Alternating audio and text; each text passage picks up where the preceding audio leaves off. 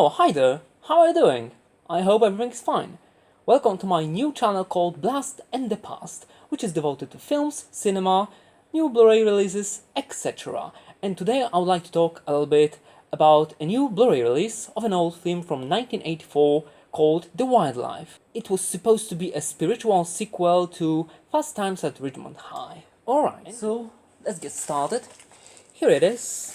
It's a brand new release, as you can clearly see. It was released by Kino Lorber, and I like this company very much. Very often they deliver a very decent picture quality of Blu-ray films. They treat the source material with respect. Alas, this is not the case with this one. So they dropped the ball a little bit in terms of picture quality, but I won't get ahead of myself for now. The Wildlife is about a couple of friends, Bill Conrad played by Eric Stoltz and Tom Drake, Chris Penn, who want to have one crazy summer just before Tom goes back to school. Bill is this ambitious, hard-working type who wants to start living on his own, and he decides to rent a flat, whereas Tom is a typical slob. He's a jock who thinks of nothing else than partying all day and all night long. And there are also several other subplots, for example, a subplot including Leah Thompson's character, but I won't be getting into that. I'll leave something for you instead to find out on your own. But let me tell you this, one crazy summer they will have. Regarding the film itself, to be honest, I gotta admit that it was a little bit of a letdown for me. Don't get me wrong, I love teen comedies and coming-of-age dramas, but this one is a pretty strange, plotless amalgam of two genres. There are several subplots, for example, a very peculiar one, including a Vietnam War veteran, but the main story is not very captivating, and it's not even as funny as it probably should be. I'm not a big fan of High Times at Ridgemont High either, but this one, in my opinion, doesn't even hold a proverbial candle to the motion picture from 1982. Undeniably, one of the best aspects of the film, if not the best one, is its soundtrack.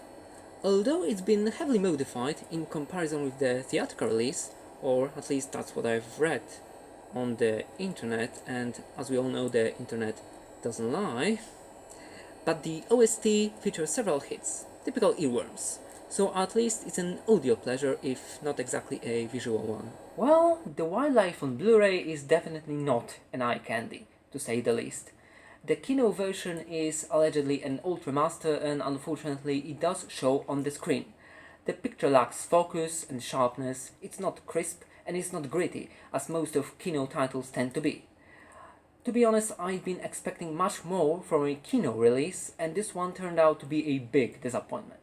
By no means is it a visual disaster, but it simply could have and it should have been restored much better. One particular thing surprised me about this title, and that would be the way Chris Penn looks in the film.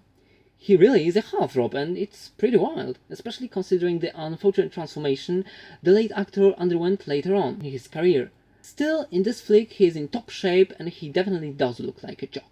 To sum it up, guys, do I think The Wildlife is worth watching? Yes. Is it a good Kino release? No. Is it a must-have? No, by no means. Nevertheless, if you have a soft spot in your heart for Fast Times at Ridgemont High, and you don't mind the subpar picture quality, then why not? Give this one a go.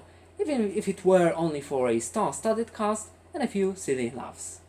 After all, man, it's casual. I hope you enjoyed the video. Thank you very much for your attention, and till the next time, cheers!